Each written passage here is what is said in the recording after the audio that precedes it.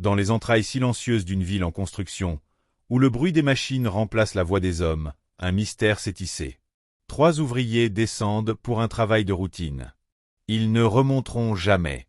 À la fin des années 60, Lyon aspirait à la modernité, forgeant son destin sous le béton et l'acier. Mais sous cette promesse de progrès, le 17 novembre 1969, une absence troublante allait déchirer le voile de l'ordinaire, transformant une simple nuit de labeur en une quête obsédante. Une quête pour la vérité, enfouie plus profondément que n'importe quel tunnel. Avant de plonger dans cette histoire, dites-nous en commentaire, de quelle ville ou pays vous nous regardez aujourd'hui. Pour comprendre ce qui s'est passé cette nuit-là, il faut remonter le temps jusqu'au 17 novembre 1969. La fin des années 1960 marquait pour la France une ère de reconstruction et d'expansion frénétique. Lyon, en particulier, se réinventait à un rythme effréné. La municipalité validait des projets d'infrastructures ambitieux, des tunnels audacieux, de nouvelles lignes ferroviaires et des passages souterrains, tous conçus pour moderniser la ville et désengorger une circulation toujours plus dense. Dans ce contexte d'urgence et de contrats faramineux, des hommes ordinaires œuvraient dans l'ombre, leur visage anonyme bâtissant un progrès qui, le plus souvent, ne se souviendrait que rarement de leur nom. Parmi eux, Jean Duret, 39 ans, incarnait l'expérience. Ses mains, durcies par des années de labeur, portaient les cicatrices de son passé dans les mines de charbon de Saint-Étienne, un monde souterrain qu'il avait quitté pour un emploi jugé plus sûr dans les chantiers urbains. Marié et père de 2 fillettes, il était l'homme sur qui l'on pouvait compter, son regard aguerri décelant la moindre anomalie dans une paroi, la plus petite fissure menaçante. À ses côtés, René Valois, 33 ans, était l'âme du groupe. Bavard, charismatique, il parvenait à transformer le silence oppressant du sous-sol en éclats de rire, ses plaisanteries résonnant dans les galeries et apportant une rare légèreté à la dureté du travail. Récemment marié, il parlait souvent de sa jeune épouse, Suzanne, et de leurs projets pour l'avenir. Le Benjamin, Paul Garneau, 27 ans, portait en lui les rêves de sa jeunesse. Originaire d'un quartier ouvrier, il espérait amasser suffisamment d'argent pour ouvrir un petit commerce, une épicerie de quartier, où il pourrait enfin travailler à la lumière du jour et bâtir son propre héritage.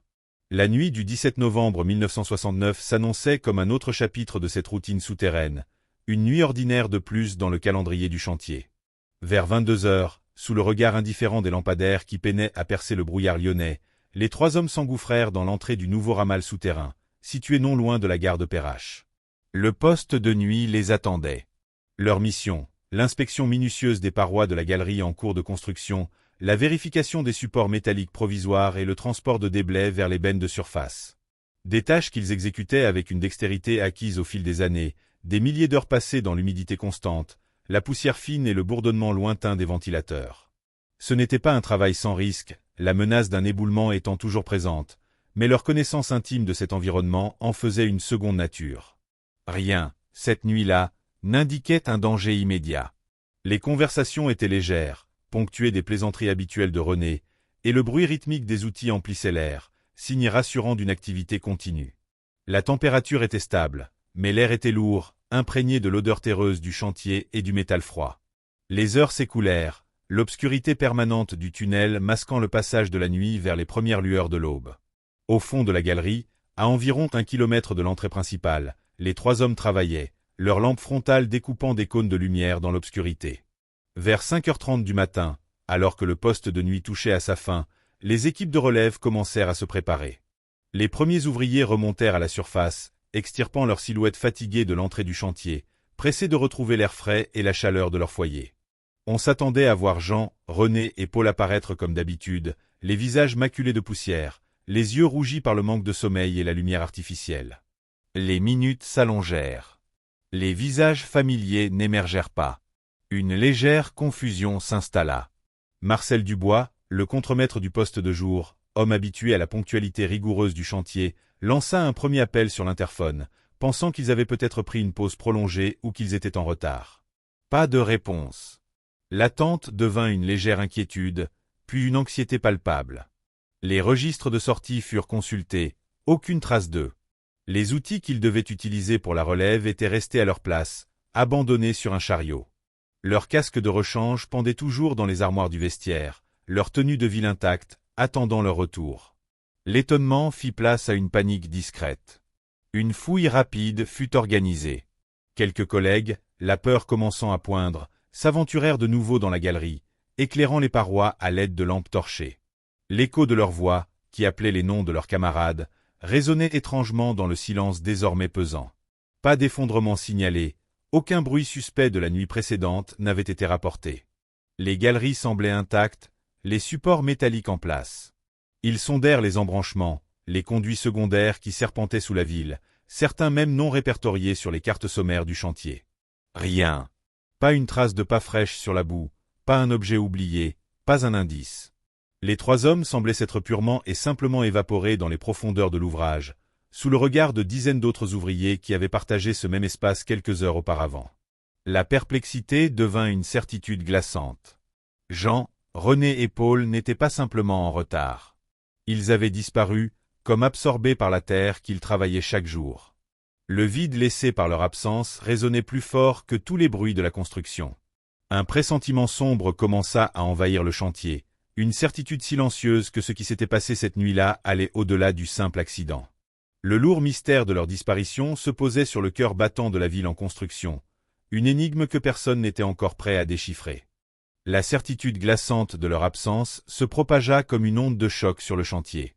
Le contremaître Marcel Dubois, le visage blême, prit la décision qui s'imposait. La police fut alertée dans la matinée du 18 novembre. Les premières patrouilles arrivèrent peu avant 9 heures, leurs sirènes rompant le silence tendu qui avait succédé au tumulte de la veille. Les agents, habitués aux accidents de chantier ou aux querelles d'ivrognes, furent d'abord sceptiques. Une disparition de 3 hommes, sans le moindre indice, dans un lieu aussi contrôlé? Cela relevait de l'impensable. L'accès au tunnel fut rapidement sécurisé, et les premières interrogations commencèrent. Les témoignages des ouvriers présents cette nuit-là furent recueillis. Le commissaire Robert Lavigne, un homme aux allures pragmatiques et au regard perçant, se heurta rapidement à un labyrinthe de contradictions. Certains ouvriers juraient avoir vu Jean Duret, René Valois et Paul Garneau descendre dans la galerie vers 22 heures, leurs lampes frontales traçant des arcs de lumière dans l'entrée sombre. Oui, je les ai vus de mes propres yeux. Ils étaient tous les trois, comme d'habitude, affirma un foreur, l'air grave. D'autres, cependant, se montraient moins catégoriques. Peut-être que tout le monde n'est pas descendu en même temps, suggéra un jeune apprenti, visiblement intimidé. Je n'ai pas fait attention. Cette cacophonie de récits empêchait d'établir une chronologie claire de leurs derniers instants connus. Les experts dépêchés sur place, notamment des ingénieurs des mines, inspectèrent minutieusement le site. Les galeries furent sondées, les structures de soutènement vérifiées. Aucune trace d'effondrement, même minime, ne fut détectée.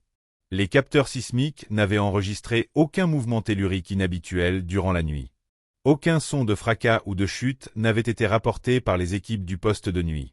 Les recherches s'étendirent aux abords du chantier, mobilisant des équipes cynophiles et des plongeurs pour explorer les zones d'eau souterraines à proximité, mais sans succès.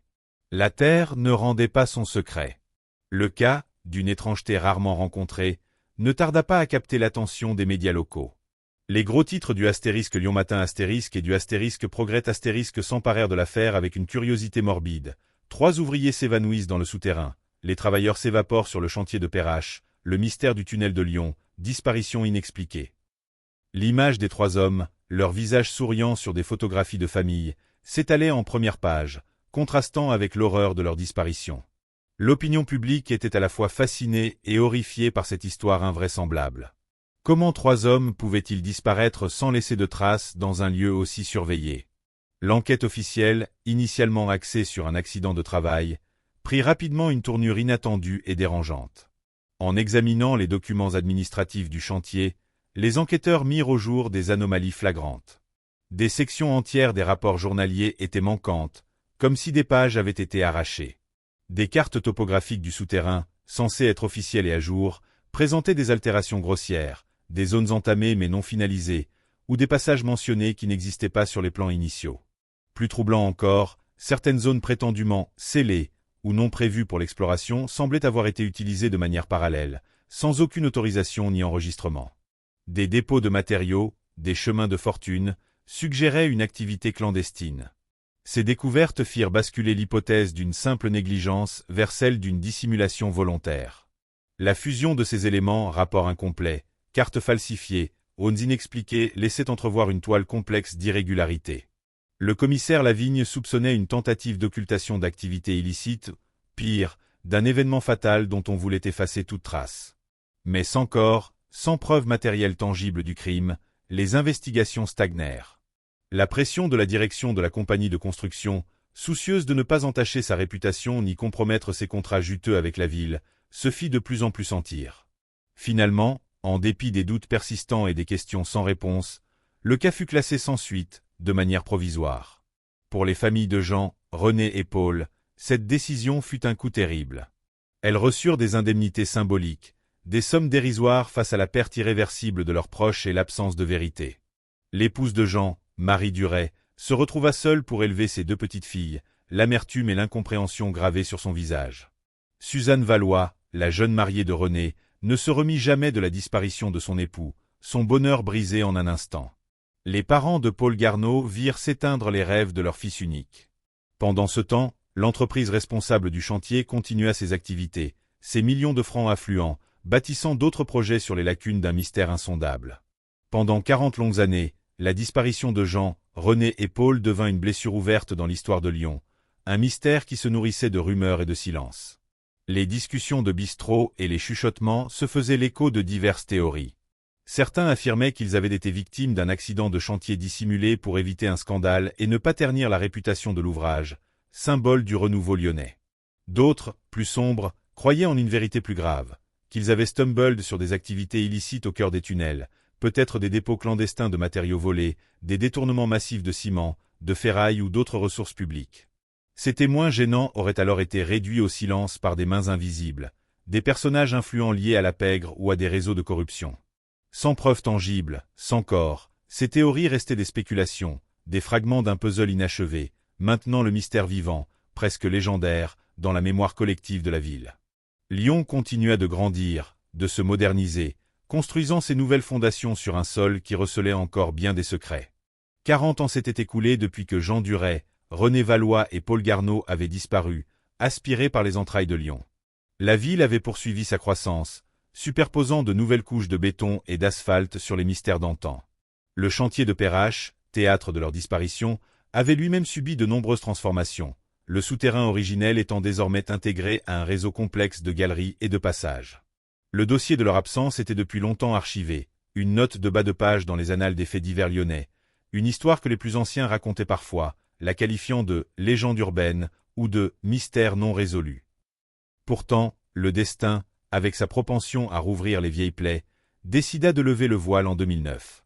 Dans le cadre d'importants travaux de renforcement structurel d'un tronçon du réseau souterrain, jugé vétuste, une équipe d'ingénieurs supervisait un dynamitage contrôlé. L'objectif était de dégager des poches d'air et de stabiliser des zones fragiles. L'explosion, sourde et contenue, résonna profondément, provoquant un effondrement précis de la roche et de la terre.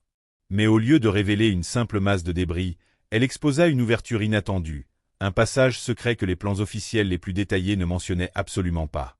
Une faille dans la matrice cartographique de la ville, une anomalie qui provoqua immédiatement la stupéfaction des ouvriers et des contremaîtres. Derrière cette brèche inopinée s'ouvrait une galerie abandonnée, scellée, semble-t-il, depuis des décennies. L'air y était lourd et stagnait, une odeur âcre de terre humide, de moisissure et de métal rouillé sans dégageant. Les premiers explorateurs, munis de lampes puissantes, s'aventurèrent prudemment dans ce conduit oublié. C'était comme pénétrer dans une capsule du temps, un espace figé au moment de son abandon. La poussière s'était accumulée en couches épaisses, vierges de toute empreinte humaine moderne. Les parois, rudimentaires, étaient marquées par des coups de pic et de burin, des traces du labeur acharné de jadis. Des outils rudimentaires, rouillés et désagrégés, gisaient çà et là, certains semblant avoir été posés là en hâte, d'autres corrodés par le temps et l'humidité.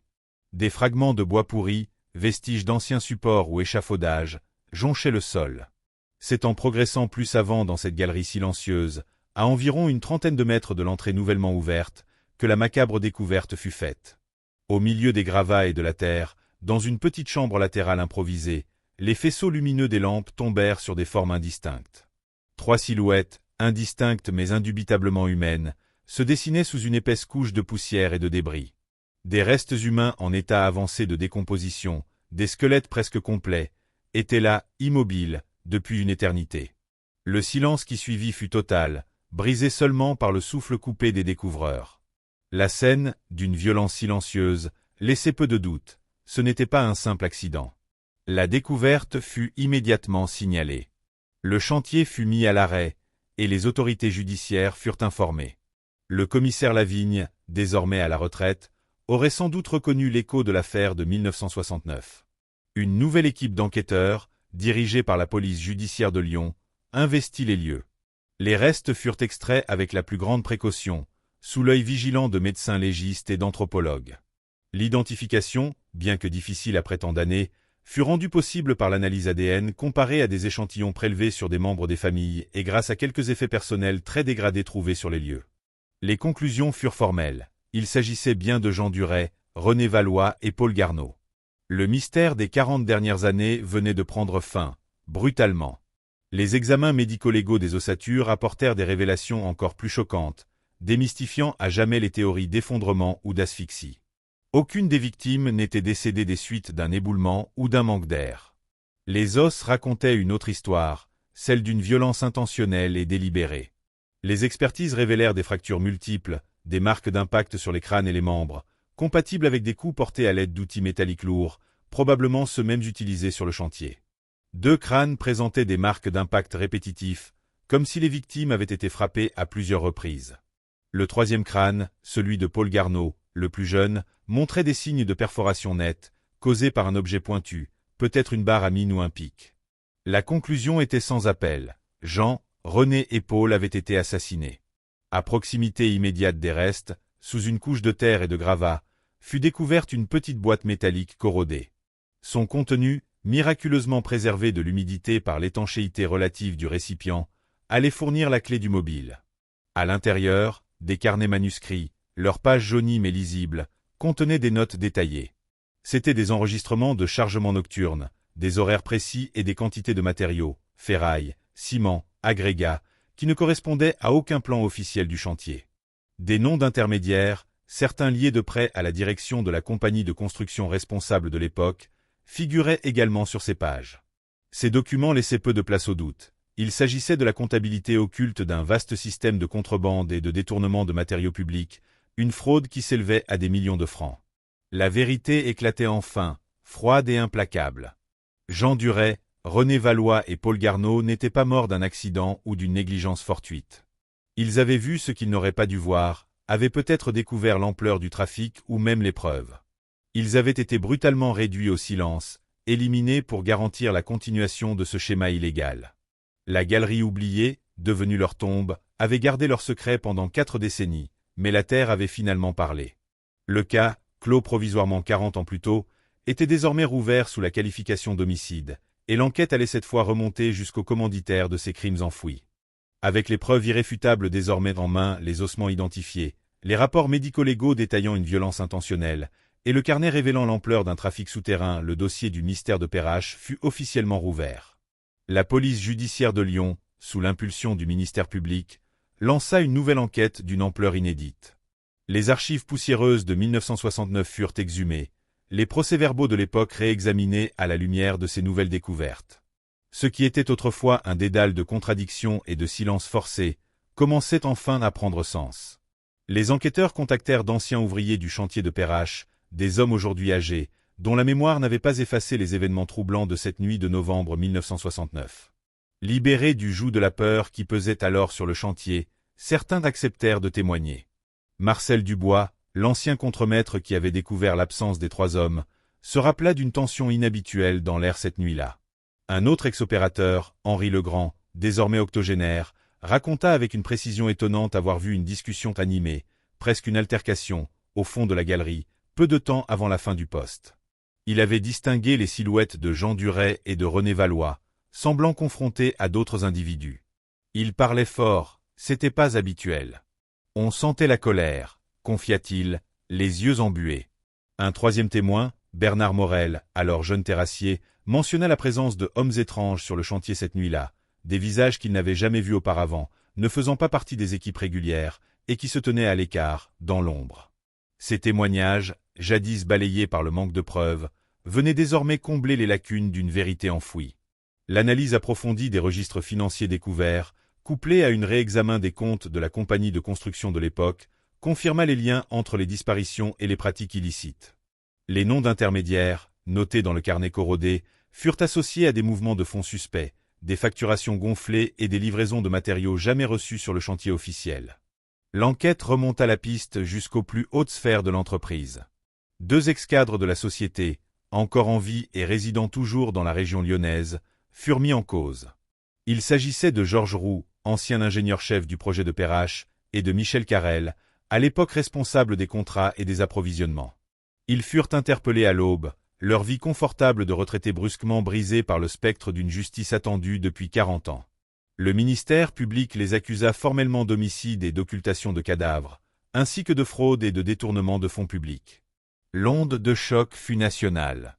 L'affaire, qui avait longtemps été une énigme locale, devint un symbole de la vérité qui finit par éclater. Le procès s'ouvrit en 2011, 42 ans après les faits, devant la cour d'assises de Lyon. La salle d'audience était comble, les bancs des parties civiles occupés par les familles des disparus, les filles de Jean Duret, désormais femmes mûres, leurs propres enfants et petits-enfants, et la nièce de René Valois, la seule parente directe encore vivante, Suzanne ayant succombé à la maladie quelques années auparavant. Le public suivait attentivement chaque détail, l'histoire des ouvriers du tunnel résonnant dans les consciences. Les débats furent intenses. Les experts médico-légaux détaillèrent avec une froide précision les marques de violence sur les ossements, chaque fracture, chaque impact racontant la brutalité des derniers instants de Jean, René et Paul. Des spécialistes en fraude financière exposèrent le fonctionnement sophistiqué du schéma de détournement de matériaux, montrant comment des millions de francs avaient été siphonnés du budget public. Les témoignages des ex-ouvriers, certains émus aux larmes, révélèrent les pressions exercées par la direction de l'entreprise à l'époque, les menaces implicites pour maintenir le silence. « On nous a dit de ne rien voir, de ne rien dire », affirma l'un d'eux, les mains tremblantes. Georges Roux et Michel Carrel, qui avaient tout dénié leur implication, furent confrontés à une montagne de preuves circonstancielles et matérielles. La défense tenta de plaider l'absence de preuves directes de leur implication dans les meurtres, mais la combinaison accablante des ossements, des registres clandestins et des témoignages convergents fut suffisante. Après des semaines de délibération, le verdict tomba. Georges Roux et Michel Carrel furent reconnus coupables d'homicide et d'occultation de cadavres. Ils furent condamnés à des peines exemplaires, la justice reconnaissant la gravité des faits et la longueur du silence imposé. Les peines, bien que tardives, furent perçues comme une forme de libération pour les familles. 40 ans après avoir été engloutis par le silence, Jean Duret, René Valois et Paul Garneau purent enfin recevoir des sépultures dignes. Leurs cercueils furent portés lors d'une cérémonie sobre mais émouvante, réunissant leurs proches et de nombreux Lyonnais venus rendre hommage.